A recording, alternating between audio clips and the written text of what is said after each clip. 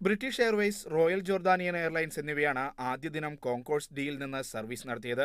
വരും ദിവസങ്ങളിൽ കൂടുതൽ സർവീസുകൾ ഇങ്ങോട്ട് മാറ്റും.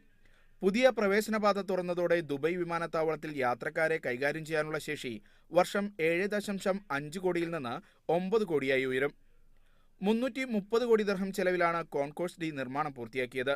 3 ടെർമിനലുള്ള ദുബായ് വിമാനത്താവളത്തിൽ ഒന്നാം ടെർമിനലിന്റെ ഭാഗമായാണ് കോൺകോഴ്സ് ഡി നിർമ്മിച്ചത്. കോൺകോഴ്സ് സിയിൽ നിന്നുള്ള 70 വിമാന കമ്പനികളുടെ സർവീസുകൾ ഡിയിലേക്ക് മാറും. ക്രമേണ കോൺകോഴ്സ് സി കൂടി എമിറേറ്റ്സ് വിമാനങ്ങൾക്കായുള്ള 3ാം ടെർമിനൽ ഏറ്റെടുക്കും. ഇതിന്റെ അറ്റകുറ്റപ്പണിയും ഇതോടൊപ്പം നടക്കും. കോൺകോഴ്സ് ഡിയിലേക്ക് പോകാൻ ടെർമിനൽ 1ലെ ചെക്ക് ഇൻ സംവിധാനങ്ങളാണ് ഉപയോഗിക്കേണ്ടത്.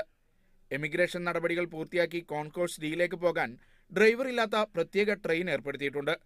5 ബോഗികളുള്ള ട്രെയിനാണിത്. ഒരേ സമയം 300 പേർക്ക് യാത്ര ചെയ്യാം. 65,000 ചതുരശ്ര മീറ്റർ വിസ്തൃതിയുള്ള പ്രവേശനപാതയിൽ 8,000 യാത്രക്കാർക്ക് വിമാനം കാത്തിരിക്കാൻ സൗകര്യമുണ്ട്.